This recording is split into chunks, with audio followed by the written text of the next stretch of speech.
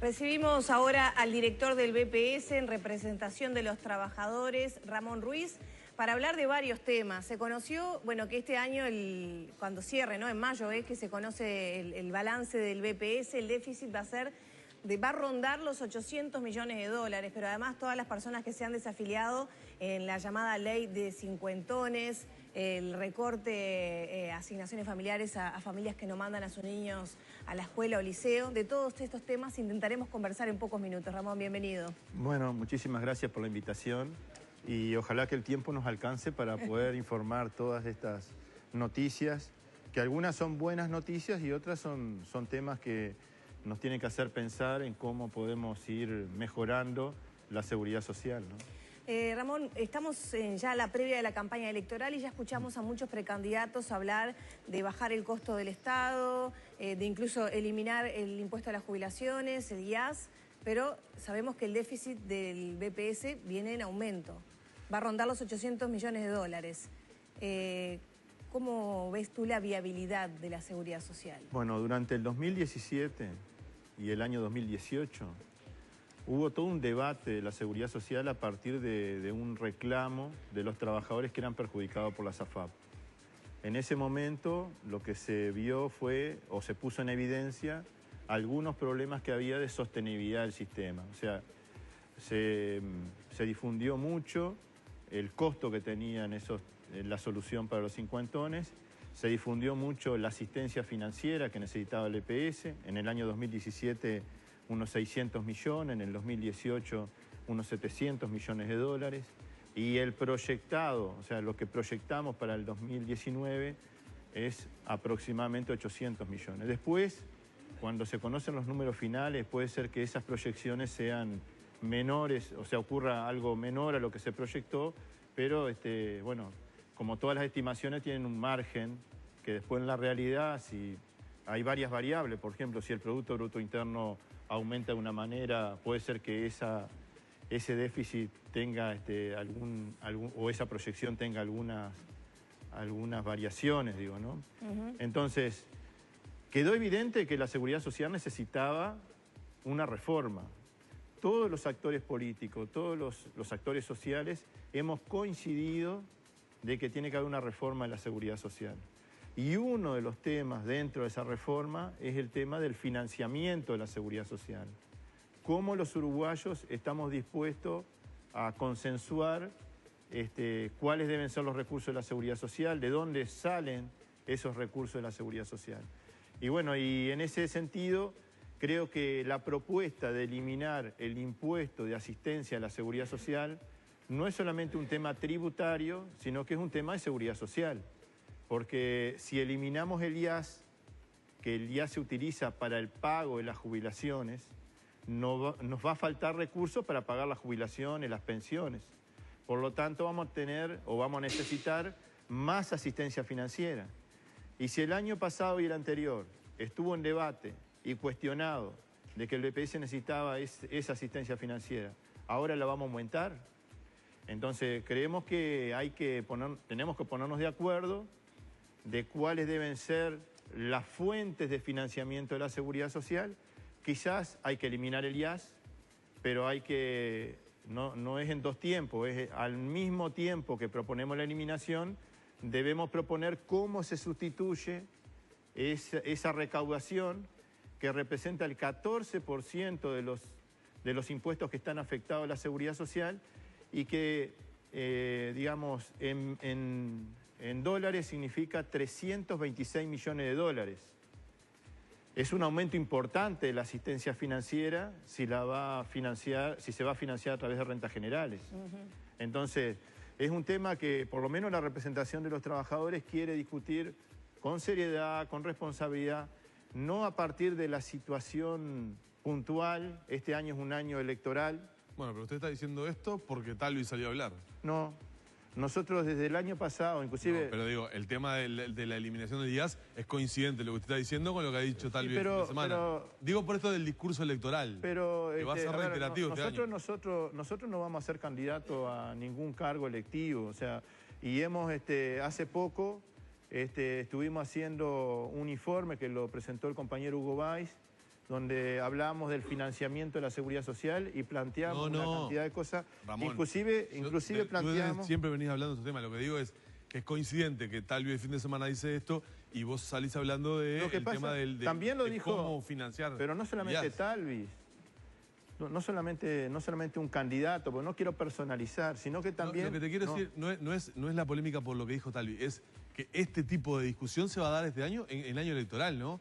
O sea, se va a plantear permanentemente este y otros temas vinculados a la seguridad social. Estamos de acuerdo, pero la representación de los trabajadores lo que quiere que la discusión de esos temas se dé con la mayor responsabilidad y la mayor seriedad posible. ¿Y te parece que se puede dar en año electoral eso? No, pero de todas maneras, si un candidato anuncia eso y después gana las elecciones y nosotros no hablamos ahora, nosotros tenemos que tratar de aportar la mayor información posible para tratar de que la gente pueda... Porque, te repito, no solamente un candidato dijo eso, sino que un movimiento que se reunió en Durazno también el fin de semana planteó eso. Y te digo además que a mí me llegó cuando estaba de licencia y no quise, en la licencia intenté descansar porque este año va a ser un año muy difícil, pero en la licencia me llegó una cadena invitándome a firmar para eliminar el IAS. Y eso no fue ni el candidato ni tampoco fue el movimiento que se reunió en Durazno. O sea que el tema está en la opinión pública y nosotros como representantes de los trabajadores tenemos que salir a los explicar. Movimientos en contra del IAS, ya incluso hasta desde cuando la Corte Electoral, la Suprema Corte de Justicia, en la versión anterior lo había declarado inconstitucional, ya había gente moviéndose para eliminarlo. Sí, pero de todas maneras después la justicia falló diciendo que era constitucional y quedó, digamos, firme esa... La segunda versión, digamos, del impuesto. Seguro, pero de todas formas... Está como aceptado, ahora sí. Pero independientemente de eso, yo no estoy ni a favor ni en contra de la eliminación del IAS. Lo que digo es, no podemos discutir el tema de la seguridad social de a pedacitos.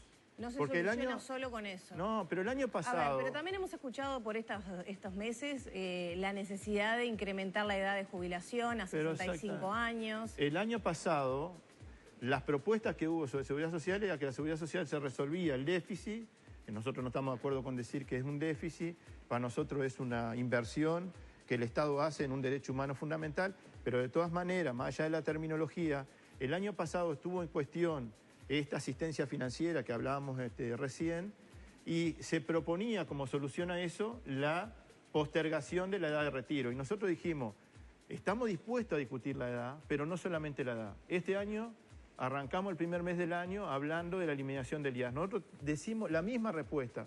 No podemos discutir los temas en forma aislada, hay que discutirlo en el marco de una propuesta más integral.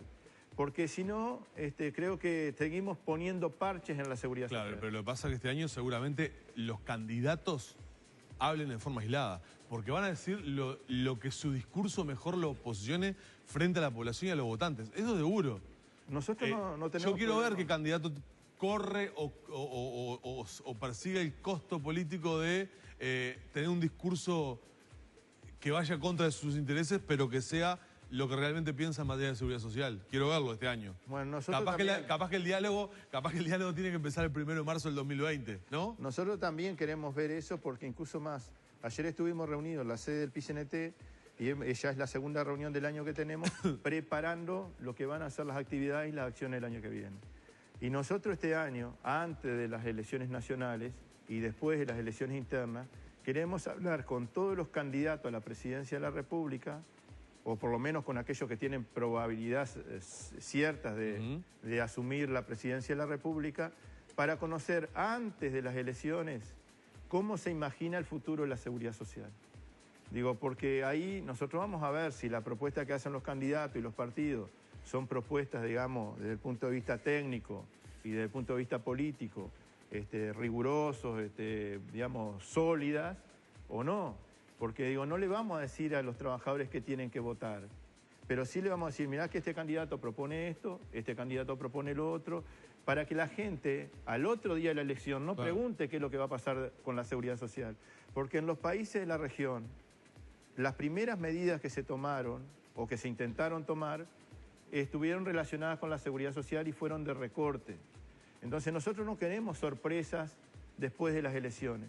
Queremos tratar y vamos a intentar que todos los candidatos presenten cómo se imaginan y qué quieren y cómo van a abordar el tema de la seguridad social. Porque no es lo mismo que un candidato gane y convoque a un diálogo para discutir la seguridad social o que no lo convoque. Para el caso de IAS particularmente, el 80% de los jubilados no paga IAS. No sé si es buena o mala noticia. Sí, es una... Depende de donde lo miremos, ¿no? Es una buena noticia porque la mayoría de los jubilados no paga IAS. Y es una mala noticia porque ojalá todos los jubilados pagaran IAS, porque si todos los jubilados pagaran IAS, estaríamos hablando de un país donde ningún jubilado gana menos de 33.232 pesos. O sea, Pero el 80% gana menos de eso. Lamentablemente, nosotros trajimos algunos números acá, lamentablemente hay 95.408 jubilados que ganan menos de 12.462 pesos. Bueno, si tomamos las pasividades, no solamente los jubilados, sino las pensiones también, tenemos prácticamente 240.000 jubilados y pensionistas que ganan menos de 12.462 pesos. Estos son números, digamos, que la fuente es el Banco de Previsión Social, que se hacen informes periódicos sobre esta cantidad de jubilados que tienen estos ingresos. Nosotros hicimos un resumen ahí, pero le doy a Danilo ahí un dato mucho más completo, donde están las diferentes prestaciones que brinda el BPS para los adultos mayores, para las personas adultas mayores. Y bueno, pero lo concreto del IAS es, en primer lugar, que no lo pagan todos los jubilados, lo paga solamente el 20% de los jubilados. Hay 507.669 jubilados y pensionistas que no pagan IAS, o sea, más de 500.000 de 640.000 que reciben prestaciones. Y bueno, y además el número, yo creo que si hoy le decimos al Banco de Previsión Social o al Ministro de Economía de que a la Seguridad Social le van a faltar 326 millones de dólares, creo que eso me parece que es una noticia que seguramente va a preocupar a las autoridades. Si no, se le puede recortar por otro lado, ¿no? Con prestaciones de otro tipo. Y nosotros decimos, ahí el otro día cuando estuvimos analizando el financiamiento de la Seguridad Social, estuvimos viendo de que, por ejemplo, hay muchas leyes que se han aprobado que otorgaron derechos a las personas que no tienen financiamiento de la Seguridad Social. Hoy tenemos muchos más jubilados porque hubo una ley de flexibilidad. Hoy es más fácil acceder a seguro paro porque hubo una ley que flexibilizó el acceso a seguro paro. Pero hay un artículo en esas leyes que dice eso se financia con rentas generales. Entonces en el Parlamento se puede votar una ley que nosotros estamos de acuerdo con que se haya aumentado la cobertura y que se haya mejorado las prestaciones del BPS, pero los señores representantes que votaron esas leyes tienen que asumir de que cuando se habló del financiamiento dijeron que eso iba a aumentar la asistencia financiera del BPS. Entonces, hay que discutir, me parece, en el próximo diálogo, cómo se financia la seguridad social. Nosotros tenemos problemas, ¿por qué? Porque hay un envejecimiento de las personas, cada vez la expectativa de vida es mayor. Tenemos otro problema en el mundo del trabajo, que la organización del trabajo a partir de la robótica, a partir de las nuevas formas, de la nueva tecnología, de la automatización del trabajo, hace de que se necesiten menos puestos de trabajo. Nosotros ahí tenemos propuestas de que hay que reducir la jornada y otras propuestas para tratar de que el avance tecnológico se transforme en mejores condiciones de trabajo y de vida para la gente y no en más desocupación, pero la realidad es que las empresas optan por reducir el personal. Entonces ahí tenemos un problema en la seguridad social. Quizás hay que ir profundizando el financiamiento a través no de las contribuciones a los trabajadores, que cada vez son menos, sino también a tener la creatividad para introducir otro tipo de fuente de financiamiento. En algunos países desarrollados ya se habla que tiene que haber un impuesto a las personas que sustituyen mano de obra por robots. Entonces... O sea, ¿el movimiento de trabajadores va a hacer propuestas de este tipo? Estamos trabajando justamente ahora en abril, en el marco de la Semana de la Seguridad Social. Vamos a presentar un conjunto de temas que para nosotros sí o sí se tienen que discutir en el diálogo. En esa agenda, digamos, vamos a explicar qué está pasando en Uruguay con esos temas y qué está pasando en el mundo. Porque acabamos, por ejemplo, de acceder, ya que se habla mucho a veces, vamos a aumentar la edad porque en el mundo la edad está aumentando. Acabamos de hacer un informe que lo tenemos que analizar un poco más en detalle, pero hay un informe que cuenta que de 35 países, 32 tienen impuestos directos a las pasividades. Entonces en el mundo está pasando algo con eso. En Uruguay también. Pero lo que queremos es agarrar cada tema y ver qué pasa en Uruguay y qué pasa en el mundo. Para, como dice nuestro compañero Hugo Bay, para objetivizar, porque uno de repente en la realidad, en el microclima que uno vive, puede pensar una cosa, pero hay que levantar la mira y mirar hacia el resto de los países, porque seguramente los problemas que nosotros estamos enfrentando en otros países ya se empezaron a aplicar algunas soluciones.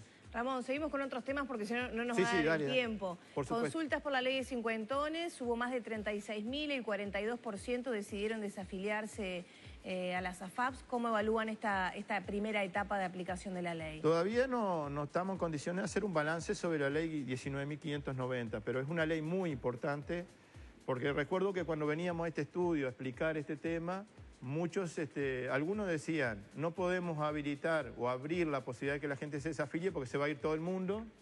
Y otros decían, ¿para qué vamos a aprobar una ley si nadie se va a borrar? Nadie se va a desafiliar de la AFAP. Y yo creo que el hecho de que al 11 de enero, o sea, ya hace unos cuantos días, más de casi 16.000 personas, 15.682 personas, ya pudo elegir el sistema solidario del BPS y abandonar el régimen de ahorro individual, el hecho de que esa cantidad de personas en menos de un año haya decidido eso, me parece que es un tema importante porque quiere decir que no eran tampoco los trabajadores que estaban perjudicados por la AFAP. Pero todavía falta el 2019 y falta el 2020, donde, por ejemplo, a partir del 1 de abril va a venir otro colectivo de trabajadores que ya no está tan próximo a la jubilación, y a partir del 2020 va a venir el otro grupo de trabajadores que está mucho más lejos de jubilarse. Por lo tanto, esta cifra que tenemos hoy de 16.000 trabajadores para el primer colectivo, que eran los mayores de 58 años y los que ya se habían jubilado, es un número que está bastante en línea de lo que nosotros habíamos proyectado. Nosotros dijimos que aproximadamente entre 30 y 40.000 trabajadores se iba a desafiliar de la AFAP. Y bueno, si en el primer año ya estamos en más de la mitad de lo que proyectamos, creo que la valoración que podemos hacer, no el balance todavía de la ley, pero la valoración es que la gente está respondiendo bien y que en parte esto confirma que la representación de los trabajadores tenía razón cuando instaló este tema en la opinión pública y en la agenda política, ¿no? ¿Qué plazos hay ahora en función de los cortes que tenían establecidos? Bueno, ahora a partir del 1 de abril ya los jubilados no pueden ir. O sea que si algún jubilado que se jubiló por el sistema mixto, estamos hablando de aquellos que cobran la jubilación una parte por el EPS y otra parte por la AFAP, esos jubilados hasta el 31 de marzo de este año pueden venir a agendarse y asesorarse en el EPS. Después del 31 de marzo ya no van a poder desafiliarse. Por lo tanto, quiero, por favor, decir... No dejar para el último día. No dejar para el último día. Por favor, si alguien conoce un jubilado que se jubiló por el sistema mixto, que le avise que hasta el 31 de marzo tiene tiempo. Después, siempre hay alguien que aparece el 1 de abril o el 2 de abril a decir que no se enteró. Nosotros estamos difundiendo esto en las redes sociales también. Y los trabajadores cincuentones que tienen más de 58 años vinieron durante el 2018 y hasta el 31 de marzo tienen tiempo de venir a asesorarse y poder decidir si quieren salir de la AFAP. Pero a partir del 1 de abril van a ser los menores de 58 años. Por lo tanto, el 0800 50 60, repito, 0800 50 60, para averiguar si estoy comprendido la ley y para agendarme y recibir el asesoramiento. Bien. Ramón, ayer estuvo en este estudio Elvira Domínguez, la directora en representación de los empresarios, directora de BPS, hablando justamente sobre la problemática que tienen planteada en el sentido de la cantidad de certificaciones médicas que hay y bueno, y de alguna manera salir a sancionar el mal uso de la certificación médica que se da. ¿Cómo ven ustedes el fenómeno desde el lugar de la representación social de los trabajadores? Primero ¿Es compartido? ¿La problemática es similar? ¿La ven desde otra mirada? Bueno, nosotros lo que vemos es que el BPS en este tema, primero que tenemos que ver el tema del subsidio de enfermedad, porque se habla de certificaciones médicas. La certificación médica es un requisito para acceder al subsidio por enfermedad. Le llamamos... No, pero digo... Está bien la precisión que haces, está bien. El subsidio por enfermedad es un derecho. Ese derecho tiene una contrapartida. Para acceder a ese derecho tengo que estar enfermo, tengo que tener un certificado. Bueno, entonces una cosa es hablar de las certificaciones médicas y otra cosa es hablar del derecho a poder recibir una prestación de seguridad social cuando estoy enfermo. Se cuestiona, digamos, la validez de ese certificado para estar en determinada cantidad de tiempo sin trabajar. El derecho del subsidio por enfermedad creo que no está cuestionado. ¿Vos decís que sí? Y digo, de última, cuando se habla de esto, se habla de que esas personas que algunas personas no accedan a ese derecho porque a priori se está cuestionando ya el derecho en la misma propuesta. Pero de todas formas, pero yo lo que he entendido y por lo que he leído y he escuchado es el uso de la herramienta de la certificación. Bueno, muy bien. Entonces estamos poniéndonos de acuerdo. No escuché lo que dijo Elvira Domínguez, la colega, la representante de los empresarios. Vecina de puerta ahí. Sí, no escuché porque ayer justo tuvimos una reunión toda la mañana y terminamos con una conferencia de prensa en el PCNT. Es una lástima, pero digo, vamos a acceder a lo que ella expresó en esa nota. Lo que sí es que nosotros, y no hablo solamente por mí, no hablo solamente como representante de trabajadores, el directorio del BPS está permanentemente siguiendo muy de cerca la evolución de esta prestación y de todas las prestaciones.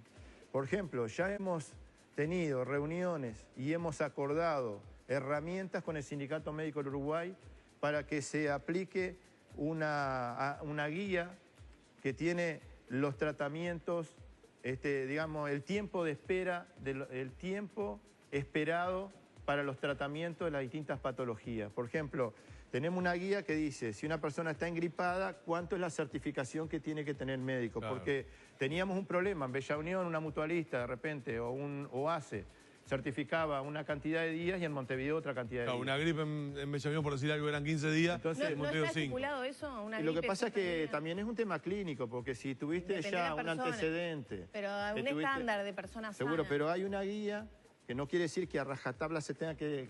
existe la guía. Existe la guía que se acordó con el sindicato médico, inclusive el sindicato médico, y también en esto participó la Universidad de la República. El sindicato médico tiene una aplicación donde los médicos entran a la aplicación y pueden acceder directamente a la guía y utilizar la guía, porque la guía en papel es un librito, pero se puede acceder también por otras herramientas.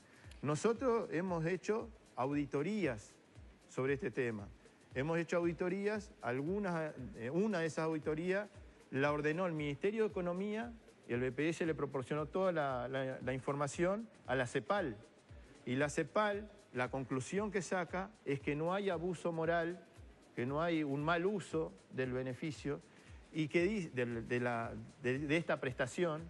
Y lo que dice la CEPAL es que, digamos, que Uruguay no es un país que sea generoso con las certificaciones médicas, sino que es un país que, por ejemplo, cuando una persona se enferma le paga la mitad del salario, sí, ¿no? Que no le paga los 3 primeros días, que por lo tanto no es un sistema que brinde, digamos, que sea atractivo para poder intentar utilizarlo, porque en realidad el trabajador que gana 100 y se certifica pasa a ganar 50 y no gana los 3 primeros jornales. Entonces la CEPAL hace una serie de consideraciones que yo creo que, y no es el BPS, no es el PCNT, no es la representación de trabajadores, que de alguna forma nos dejó más tranquilos. Por supuesto que hay que todos los días seguir trabajando los controles. El año pasado hubo 33.939 personas con licencia médica, esto es el 3,34% de todos los trabajadores. Esa cifra es alta, es baja, está presentada por Domínguez como alta, ¿cuánto? ¿no? Pero el 3,34% de los trabajadores registrados. La CEPAL compara ese número con los países del mundo y Uruguay está en un indicador aceptable, digamos, razonable, ¿no? Ahí la CEPAL compara, por ejemplo, de que en Estados Unidos la cantidad de días de internación y las muertes por gripe, al no tener un sistema de protección social como el nuestro, que protege a los trabajadores, es mucho más los gastos que se hace de un trabajador que va enfermo al trabajo y que después termina con una internación en el sistema de salud que lo que se paga por una prestación de seguridad social. O sea que ustedes no lo ven como un problema esto. En realidad es una prestación que nosotros tenemos que tratar de controlar que nadie abuse. Las empresas... ¿No cambió esto o no se incrementó después que el BPS dejó de hacer el propio BPS los controles de certificaciones y se pasó al ámbito privado? En el interior ya lo hacíamos y no hubo ningún cambio. En Montevideo lo hicimos y eso no es la principal razón por la cual aumentó. En realidad Ayer, por ejemplo, se ponía un ejemplo de un trabajador que estuvo 3 meses certificado por gastroenterocolitis. Y yo creo que si nosotros buscamos y hacemos una encuesta sobre cualquier tema, siempre vamos a encontrar un caso. Pero un caso no es una muestra. O sea, una observación no es una muestra. Yo te puedo traer una cantidad de casos de gente que usa bien el beneficio. Pero lo que tengo que traer es un estudio, ¿no? Pero la CEPAL también en ese informe dice, que creo que es importante también, de que el principal motivo de por qué aumentó esta prestación es porque antes los trabajadores cuando se enfermaban cobraban hasta 10.000 pesos como tope y ahora cobran por encima de los 30.000 pesos cuando se enferman como tope. Estamos hablando de que si un trabajador gana 50.000 pesos y se certifica, antes ganaba 10.000 y ahora gana 30.000. Entonces la CEPAL dice, se incrementó la cantidad de certificaciones porque antes había gente que no podía certificarse, iba enferma a trabajar, o había gente que esperaba su licencia de repente para programar una operación, su licencia reglamentaria, que es para descansar, porque no podía darse el lujo de ese ingreso, digamos. Y nosotros hicimos una campaña que decía, cuando te enfermas, que es cuando más necesitas, es cuanto menos ganás. Y el Ministerio de Trabajo, a partir del 2008, comenzó en forma gradual a mejorar esta prestación y por supuesto, si ahora hay más posibilidades, porque hay mejor, esa prestación mejoró, la gente la utiliza más. Claro. Nosotros, yo estoy, como representante de los trabajadores, para mí es un orgullo que hayamos mejorado esa prestación, porque nosotros como Seguridad Social, como BPS, estamos para mejorar la cobertura de seguridad social. ¿Y usted está de acuerdo con multar a esos casos, aunque sean marginales, que hacen un mal uso de la licencia médica, como propone... Bueno, hubo casos de médicos procesados por esto, ¿no? Multa y aumentar la cantidad de juntas médicas para, bueno... Hay empresas, porque la relación laboral es de la empresa. El BPS paga una prestación que supuestamente cuando viene al BPS ya la empresa controló, el médico certificó, o sea, y los servicios del BPS se certificaron. Entonces, hay empresas que han sancionado a sus trabajadores por simular una enfermedad. Y está bien en el marco de que se demuestre que fue así y no se cometa alguna injusticia. Y, digamos, si se cayó en una falta, en el marco de la relación laboral puede haber sanciones. O sea, esto no es solamente una cosa que corresponde al BPS. El sindicato... El otro día estuvimos hablando con un sindicato muy importante, el PICNT, que en una negociación que tuvo por el reintegro de un compañero, para levantar una sanción a un compañero, le presentaron las pruebas de que ese compañero se enfermaba y que estaban adulterados los certificados. Y bueno, y el sindicato resolvió no defenderlos. Y bueno, y cuando el BPS detecta un fraude, porque cuando llega el BPS y alguien adulteró un documento público, o hizo alguna maniobra para poder beneficiarse, el BPS tiene herramientas para hacer denuncia penal a la persona que provocó ese daño. Si es necesario y se justifica. No, queda claro. Ramón, este es un año electoral, como bien decías, y seguramente tendremos oportunidad de seguir conversando de muchos temas que hacen a la seguridad social, porque será uno de los temas seguramente arriba de la mesa. Sí, vamos a intentar recorrer todo el país para informar y defender los avances que ha habido en seguridad social, porque no queremos retroceder. Y lo otro, decirte que a propósito de la ley 19.590, las AFAP antes cobraban un 180% más de comisión que República y hoy están cobrando un 150% más que República FAP. Todavía las comisiones esperamos que no puedan ser, como dice la ley, mayor a un 50% que República FAP. Eso es muy importante porque tiene que ver con el ahorro de los trabajadores. Si me cobran más comisión, voy a ahorrar menos y voy a cobrar una jubilación menor. Muchas gracias, Ramón.